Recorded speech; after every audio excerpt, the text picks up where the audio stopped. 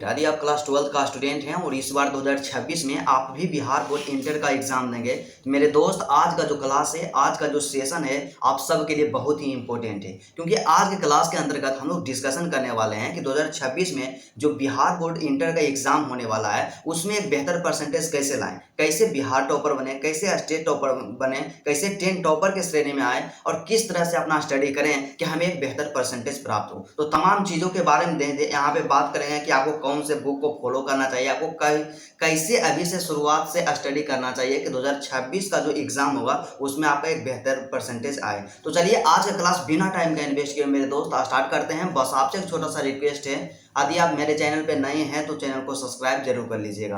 तो सबसे पहले बात कर लेते हैं कि आप किसी भी स्ट्रीम का स्टूडेंट क्यों ना हो, चाहे आप साइंस का स्टूडेंट हो या आर्ट्स का स्टूडेंट हो या कॉमर्स का स्टूडेंट हो, तीनों स्ट्रीम का स्टूडेंट के लिए आज का जो क्लास है काफ़ी स्पेशल है। क्योंकि आज की क्लास में हम लोग पूरा प्लानिंग पे डिस्कशन करेंगे कि आपको कैसे अभी से ही स्टडी करना चाहिए। क्योंकि क्या होता है कि यदि आप बेहतर करना चाहते हैं तो आपको शुरू से मेहनत करना ही पड़ेगा। ऐसा नहीं है कि आप परीक्षा के अंतिम के 2 से 3 महीना पढ़िएगा और सोचिएगा कि मेरा एक बेहतर परसेंटेज आ जाए या हम एक टॉपर बन जाए, तो ऐसा पॉसिबल नहीं है। यह बात सिर्फ कहने में ही अच्छा लगता है, ठीक लगता है। तो यदि आप वास्तव में अपने भविष्य को लेकर के डेडिकेटेड हैं, आप चाहते हैं कि बिहार बोर्ड इंटर का जो एग्जाम होगा 2026 में, उसमें हम भी टॉपर बने, हम भी 10 टॉपर के श्रेणी में आए या मेरा भी जो परसेंटेज रहे एक बेहतर परसेंटेज रहे, मेरे दोस्त अभी से जो 10 से 11 महीना का समय है, पूरा डेडिकेशन, पूरा जुनून के साथ अपना स्टडी आपको करना होगा। तो सबसे पहले बात करते हैं कि आपको क्या करना होगा। यदि आप बेहतर करना चाहते हैं तो सबसे पहला काम क्या कीजिए, आप प्लानिंग कीजिए। क्या आप प्लानिंग कीजिए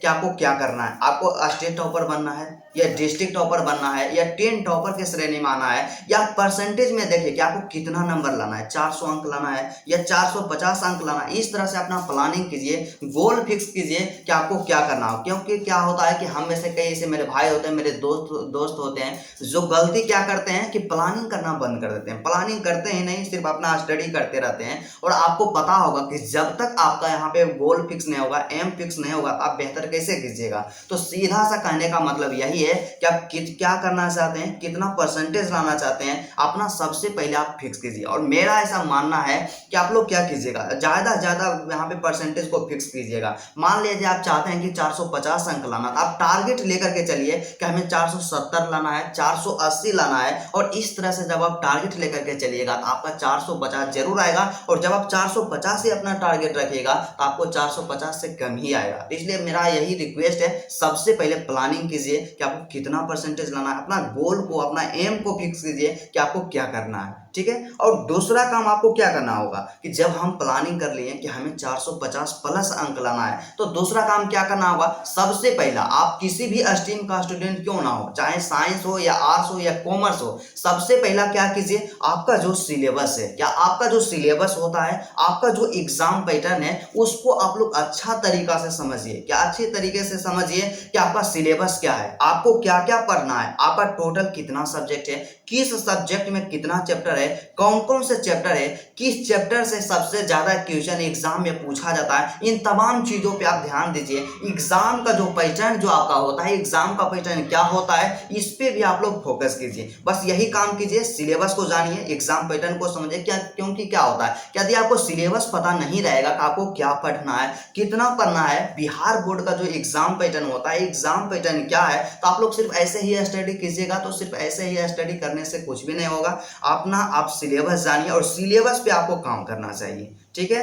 उसके बाद नेक्स्ट पॉइंट के बारे में बात कर लेते हैं कि हम लोग प्लानिंग कर लिए, सिलेबस को भी समझ लिए, लेकिन सबसे ज्यादा प्रॉब्लम यहाँ पे आता है और आज के समय में हर एक स्टूडेंट इस समस्या से परेशान है कि हमें ऑनलाइन क्लास करना चाहिए या ऑफलाइन क्लास करना चाहिए। तो देखिए, आप अपने अकॉर्डिंग सोचिए कि आपको यदि ऑनलाइन क्लास करना अच्छा लगता है तो ऑनलाइन कीजिए, या ऑफलाइन क्लास करने में ज्यादा कंफर्टेबल है तो ऑफलाइन क्लास कीजिए। यदि देखा जाए मेरे दोस्त, मेरे अनुसार तो आज के समय जो है ना, ऑनलाइन का जो है संसाधन है बहुत ही बेहतर है और यदि आप बेहतर करना चाहते हैं, बेहतर परसेंटेज लाना चाहते हैं, आप चाहते हैं कि कम पैसा इन्वेस्ट कर करके हम एक बेहतर एजुकेशन प्राप्त करें, तो सबसे बेहतर यहाँ पे संसाधन जो आपके पास है ऑनलाइन है। आपको ऑनलाइन क्लास करना चाहिए और ऑनलाइन जब आप क्लास कीजिएगा तो उसमें क्या होगा कि आपको पैसा भी कम लगेगा और दूसरा क्या रहेगा, एकदम परफेक्ट यहाँ पे टीचर्स मिलेंगे, जो भी होता है अपने आप में बेहतर होंगे और आपका जो कोर्स होगा वह सही समय पे खत्म करवाया जाएगा। क्योंकि ऑफलाइन क्लासेस हम भी गए हैं, उसमें क्या होता है कि सर क्या करते हैं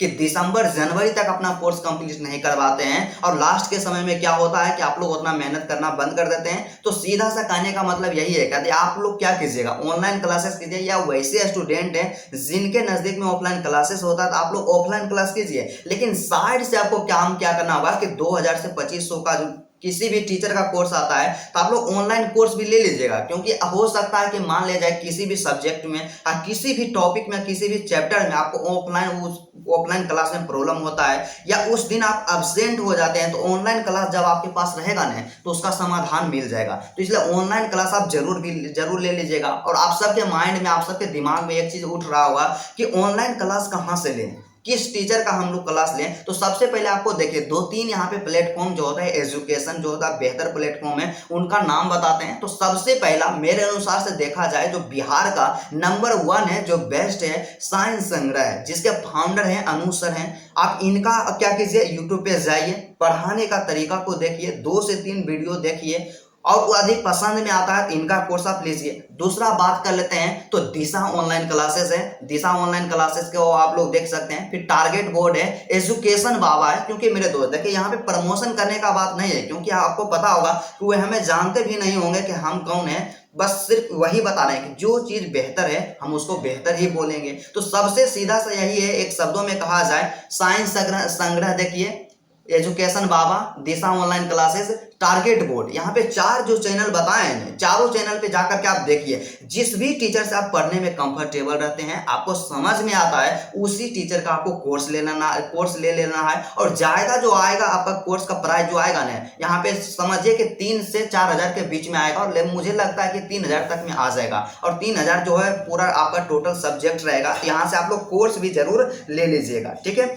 उसके बाद अगला जो काम क्या होता है कि आप लोग रेगुलर स्टडी नहीं करते हैं। जब आप कोर्स ले लेते हैं शुरू के समय में आपको क्या लगता है, अभी जो स्टार्ट का समय है आपको लगेगा कि अभी जो एग्जाम में बहुत ही ज़्यादा समय है, अभी धीरे धीरे पढ़ेंगे, आराम से पढ़ेंगे। आप लोग क्या कीजिएगा, 1 दिन पढ़िएगा, 2 दिन स्टडी नहीं कीजिएगा, फिर 2 दिन पढ़िएगा, फिर 3 दिन स्टडी नहीं कीजिएगा। लेकिन ऐसा मिस्टेक नहीं करना। यदि आपको बेहतर बनना होगा तो कंसिस्टेंसी जो होता है बहुत ही जरूरी होता है। कंसिस्टेंसी के साथ अपने गोल पे, अपने टारगेट पे आपको फोकस करना चाहिए, डेली स्टडी करना चाहिए। और यहाँ पे जो क्या होता है कि रेगुलर स्टडी आपको जरूर करना चाहिए, ठीक है। उसके बाद अगला जो होता है कि सबसे पहला काम आपको क्या करना होगा, जब आप कोर्स को ले लिए, अपना टारगेट को फिक्स कर लिए हैं और अपना सिलेबस को भी जान गया और रेगुलर आप लोग स्टडी कर रहे हैं, तो मेन टारगेट जो आपका क्या होना चाहिए, सबसे पहला मेन टारगेट आपको होना चाहिए कि आपका जो यहाँ पे सिलेबस होता है, सिलेबस को कंप्लीट करना है। क्या करना है, सिलेबस को कंप्लीट करना है। क्योंकि क्या होता है कि जब तक आपका सिलेबस कंप्लीट नहीं होगा तब तक आप बेहतर परसेंटेज स्कोर नहीं कर सकते हैं। और आपका जो भी एग्जाम होता है बिहार बोर्ड का, वो आपका सिलेबस से ही पूछा जाएगा, सिलेबस से बाहर नहीं पूछा जाता है। तो सबसे पहला काम यही करना है कि सिलेबस को 100% कंप्लीट करना है, एक भी चैप्टर को स्किप नहीं करना है। जो भी एग्जाम में क्वेश्चन पूछा जाएगा आपका सिलेबस सही रहेगा। क्योंकि क्या होता है कि पिछले कई वर्षों से हम भी यहाँ पे गाइड कर रहे हैं, बता रहे हैं, पढ़ा रहे हैं और पिछले कुछ वर्षों का पेपर भी देखे हैं। तो टोटल जो इतना भी क्वेश्चन पूछा जा रहा है, टोटल आपका सिलेबस सही रहेगा। तो इसलिए आपको क्या काम करना होगा, सिलेबस पे आपको पूरा ध्यान देना होगा, उसको अच्छी तरह से कंप्लीट करना होगा, ठीक है। उसके बाद दूसरा काम क्या करना होगा कि आप लोग नोट्स नहीं बनाते हैं। ऐसा मिस्टेक आपको नहीं करना होगा। आप लोग क्या करते हैं कि कहीं से पीडीएफ मिलता है या जहां भी आप क्लास करते हैं वो सर पीडीएफ दे देते हैं और पीडीएफ से ही आप लोग स्टडी करते रहते हैं। लेकिन आपको ऐसा काम नहीं करना है। आपको काम क्या करना होगा कि जितना भी आपका सब्जेक्ट है, सभी सब्जेक्ट के अलग अलग नोटबुक यहाँ पे ले लीजिए, कॉपी ले लीजिए और खुद से अपना नोट्स बनाइए। आप लोग क्या कीजिएगा, आप बोलिएगा कि सर जो पीडीएफ देंगे उसको हम क्या करेंगे, वो जो पीडीएफ रहेगा मेरे काम के लिए नहीं रहेगा। तो ऐसा काम आपको नहीं करना। आपको क्या करना होगा, देखिए नोट्स तो आपको खुद का बनाना है, लेकिन क्या होता है कि जो सर पीडीएफ देते हैं ना, तो उससे थोड़ा सा कंटेंट को लेना है, उससे मिला मिला करके नोट्स बनाना है, या वही कंटेंट का वही चीज का नोट्स बनाना है, लेकिन खुद का नोट्स बनाना है अपने कॉपी में। इससे क्या होगा कि आपको पता चलेगा कि कितना क्या है नहीं है, और उसके बाद फिर क्या होगा कि लिखने का भी प्रैक्टिस होगा और आपके अंदर कॉन्फिडेंस डेवलप होगा। तो सीधा सा कहने का मतलब यही है कि खुद का नोट्स बनाइए। और नोट्स में क्या कीजिए, यदि आप साइंस स्ट्रीम का स्टूडेंट हो, आपका मैथ्स है,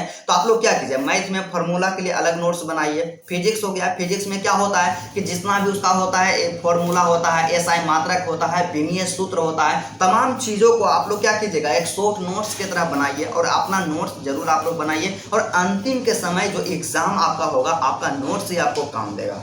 ठीक है, यही काम करना है। उसके बाद अगला जो काम यहाँ पे होता है कि आप लोग क्या करते हैं, रिवीजन नहीं करते हैं। सबसे ज्यादा जरूरी, यदि आपको बोले ना कि यदि आप नया चीज नहीं पढ़िएगा आपको नुकसान नहीं होगा, लेकिन जब तक आप रिवीजन नहीं कीजिएगा आपको भारी नुकसान का सामना करना पड़ेगा। तो आप अपने आप को कभी भी कमजोर नहीं समझिए। आपको लगता है कि हम किसी भी सब्जेक्ट में कमजोर हैं, हम यही कहते हैं कि आप ज्यादा ज्यादा रिवीजन कीजिए। जितना ज्यादा रिवीजन कीजिएगा उतना ही आपके लिए बेहतर होगा। तो रिवीजन करने का तरीका क्या होता है, रिवीजन करने का बेस्ट मेथड क्या होता है, हमें कैसे रिवीजन करना चाहिए। तो देखिए रिवीजन के बारे में यदि बात कर लिया जाए तो आपको रिवीजन 2 स्टेप पे करना चाहिए। सबसे पहला स्टेप आपको डेली रिवीजन करना चाहिए, और दूसरा स्टेप के बारे में बात कर लिया जाए तो दूसरा जो स्टेप होता है आपको वीकली रिवीजन करना चाहिए। मान लिया जाए डेली रिवीजन कैसे करेंगे, तो आपका टोटल जितना सब्जेक्ट है आप जो भी एक दिन में पढ़े हैं टोटल आज आप लोग सोने से पहले एक दिन में रिवीजन कर लीजिए। और वीकली रिवीजन का मतलब क्या होता है कि सप्ताह में टोटल 7 दिन होता है, तो आपको क्या करना होगा, 5 दिन जो होता है नया नया चीज को पढ़ना होगा, और सप्ताह के 2 दिन का समय आपको निकालना है, जिसमें कि शनिवार और रविवार। तो शनिवार और रविवार का जो समय होता है ना, इसमें कुछ नया चीज आपको नहीं पढ़ना है। आपको काम क्या करना होगा, जितना भी आप पूरा सप्ताह पढ़े हैं या जो भी आप पिछला पढ़े हैं टोटल को 2 दिन में रिवीजन कर लेना। और 2 दिन का समय जो होता है एक सप्ताह के पढ़े हुए चीजों को रिवीजन करने के लिए बेहद काफी होता है, उससे ज्यादा समय नहीं लगेगा। और रिवीजन जब आप टोटल कर लीजिएगा शनिवार और रविवार को, और उसमें थोड़ा सा समय बचेगा तो उसमें आप लोग नोट्स को बना लीजिएगा। तो ऐसा काम आपको करना है, डेली रिवीजन करना है और वीकली रिवीजन करना है, और जितना ज्यादा आप रिवीजन कीजिएगा उतना ही आपके लिए बेहतर होगा। ठीक है, उसके बाद अगला जो यहाँ पे बात आता है कि आप लोग हमेशा परेशान रहते हैं कि कौन सा बुक लें, क्या कौन सा बुक लें। यहाँ पे क्या होता है कि ऑब्जेक्टिव के लिए कौन सा बुक लेना है, सब्जेक्टिव के लिए कौन सा बुक लेना है, हमें कौन से बुक को फॉलो करना चाहिए कि एग्जाम में एक बेहतर परसेंटेज आए। तो सबसे पहले बात करेंगे कि आपको क्या करना होगा कि आप बिहार बोर्ड इंटर एग्जाम का तैयारी कर रहे हैं, तो बिहार बोर्ड क्या करता है, अपना सिलेबस को फॉलो करता है। तो बिहार बोर्ड का सिलेबस क्या है, एनसीईआरटी है। क्या बिहार बोर्ड जो यहाँ पे सिलेबस को फॉलो करता है, जो बुक को फॉलो करता है, जो किताब को फॉलो करता है, वो एनसीईआरटी है। तो आपको काम क्या करना होगा, आप किसी भी स्ट्रीम का स्टूडेंट हो, आप क्या कीजिएगा, एनसीईआरटी का टोटल बुक आपको ले लेना है। क्या टोटल आपको किताब ले लेना है। टोटल किताब जब हम ले लिए एनसीईआरटी का, दूसरा काम आपको क्या करना होगा, एक क्वेश्चन बैंक ले लेना होगा। क्या एक ट्यूशन बैंक ले लेना होगा। और ट्यूशन बैंक में हम सब अक्सर कंफ्यूज रहते हैं कि हमें किस पब्लिकेशन का लेना चाहिए। तो देखिए मार्केट में 2 तरह का ट्यूशन बैंक आता है। सबसे पहला जिसमें कि ट्यूशन ईयर वाइज दिया हुआ रहता है, और दूसरा जो ट्यूशन बैंक होता है जिसमें कि ट्यूशन चैप्टर वाइज दिया हुआ रहता है। तो आपको काम क्या करना होगा, वैसा ट्यूशन बैंक लेना होगा जिसमें कि ट्यूशन चैप्टर वाइज दिया रहे हैं। तो चैप्टर वाइज वाला जो भी ट्यूशन बैंक होता है, चाहे वह किसी भी पब्लिकेशन का क्यों ना हो, अपने आप में बेहतर है। आप लोग ट्यूशन बैंक को जरूर ले लीजिएगा। और आप लोग का हमेशा क्वेश्चन रहता है कि भैया जो मतलब 2026 का एग्जाम होगा उसके लिए तो अभी से क्वेश्चन बैंक नहीं आया। आपको काम क्या करना होगा, 2026 के लिए जो क्वेश्चन बैंक आएगा ना उसको नहीं लेना है। आपको काम क्या करना होगा, जो 2025 एग्जाम के लिए क्वेश्चन बैंक रिलीज किया गया था, इस बार जो एग्जाम दिए हैं वही क्वेश्चन बैंक लेना है। और उस क्वेश्चन बैंक को आप लीजिएगा तो आपको क्या करना होगा कि 2025 तक ही क्वेश्चन को तैयार करना होगा। 2025 तक क्वेश्चन नहीं तैयार करना, 2024 तक तैयार करना होगा। क्योंकि 2026 के लिए जो आप क्वेश्चन बैंक लीजिएगा उसमें क्या रहेगा, 2025 का सिर्फ क्वेश्चन वहां पे इंक्लूड रहेगा। और 2025 में जो क्वेश्चन पूछे गए हैं, जो क्वेश्चन पूछा गया है, वो 2026 में लगातार नहीं पूछा जाएगा। तो इसलिए आपको काम क्या करना होगा, क्वेश्चन बैंक अभी से जा करके जो 2025 वाला रिलीज किया गया, पब्लिश किया गया है, उसी क्वेश्चन बैंक को ले लेना है। बस इतना काम करना है। और आपको फिर इसमें काम क्या करना होगा, जैसे आप क्वेश्चन बैंक लिए तो एक चैप्टर खत्म होता है ना, तो उसका जितना भी एक चैप्टर, मान लीजिए हिंदी का पहला चैप्टर खत्म हो गया, बातचीत खत्म हो गया, ठीक है। तो बातचीत खत्म हुआ तो सबसे पहले आप जो भी सर पढ़ाए हैं उसको रिवीजन कीजिए, कंप्लीट कीजिए, याद कीजिए।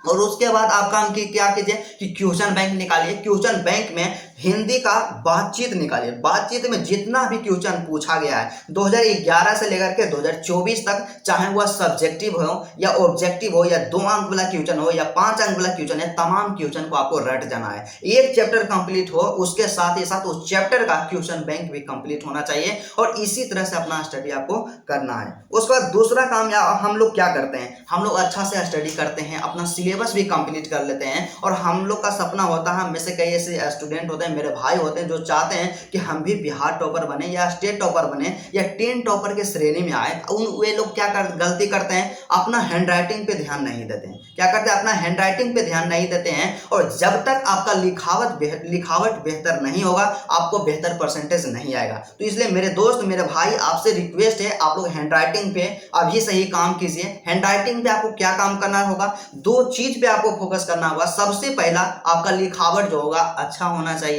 आपका लिखावट सुंदर होना चाहिए। और दूसरा क्या होता है कि लिखावट अच्छा होने के साथ साथ अपना स्पीड को मेंटेन करना है, स्पीड को भी इंक्रीज करना है। क्योंकि जब तक स्पीड नहीं रहेगा तब तक आप एग्जाम में पूरे क्वेश्चन को अटेम्प्ट नहीं कर पाइएगा। और जब आप पूरा क्वेश्चन को अटेम्प्ट नहीं कीजिएगा तो आपको एक बेहतर परसेंटेज कैसे आएगा। तो सीधा सा यदि एक शब्दों में कहा जाए तो आपको हैंडराइटिंग में काम क्या करना होगा कि जिनका हैंडराइटिंग अच्छा है उनको स्पीड पे ध्यान देना होगा। और जिनका स्पीड अच्छा है, हैंडराइटिंग का जो लिखावट होता है थोड़ा सा ठीक नहीं है, वो अपने लिखावट पे आप लोग ध्यान दीजिएगा। तो हैंडराइटिंग का होना बहुत ही जरूरी होता है। क्योंकि क्या होता है कि जब तक आपका लिखावट अच्छा नहीं होगा, एग्जामिनर के माइंड में पॉजिटिव रिस्पॉन्स क्रिएट नहीं होगा। और पॉजिटिव रिस्पॉन्स क्रिएट नहीं होगा, चाहेंगे सीधा सा इग्नोर करके चल जाएंगे और आपको एग्जाम में भारी नुकसान का सामना करना पड़ेगा। तो सीधा सा कहने का मतलब यही है कि अभी आपके पास 10 से 11 महीने का समय बचा हुआ है। अपने लिखावट पे फोकस कीजिए यदि आप चाहते हैं कि बेहतर परसेंटेज लाना तो।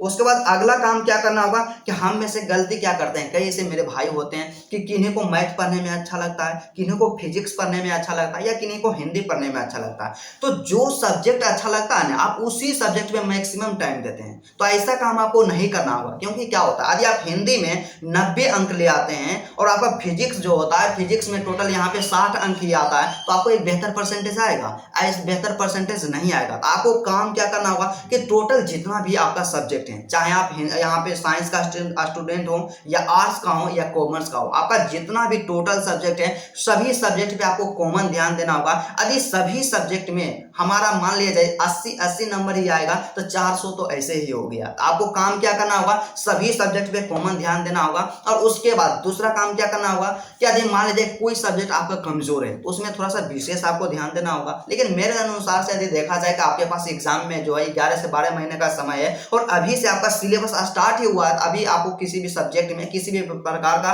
कोई भी दिक्कत नहीं होगा। तो डेली जो सर पढ़ाते हैं उसको कंप्लीट करते जाना है और सभी सब्जेक्ट पे कॉमन ध्यान देना होगा। और लास्ट में यही कहना चाहेंगे कि आप ज्यादा रिवीजन कीजिए। जितना ज्यादा आप रिवीजन कीजिएगा उतना ही आपके लिए बेहतर होगा। तो चलिए, मुझे उम्मीद है, मुझे विश्वास है आप लोग 100% समझ गए होंगे कि 2026 के एग्जाम में यदि बेहतर करना होगा अभी से हमें स्टडी कैसे करना होगा, किन किन चीजों पे हमें ध्यान देना होगा, किस मिस्टेक को हमें नहीं करना होगा। तो चलिए, आज का क्लास यहीं तक रहता है। फिर आपसे मिलते हैं नेक्स्ट वीडियो में और नेक्स्ट टॉपिक के साथ।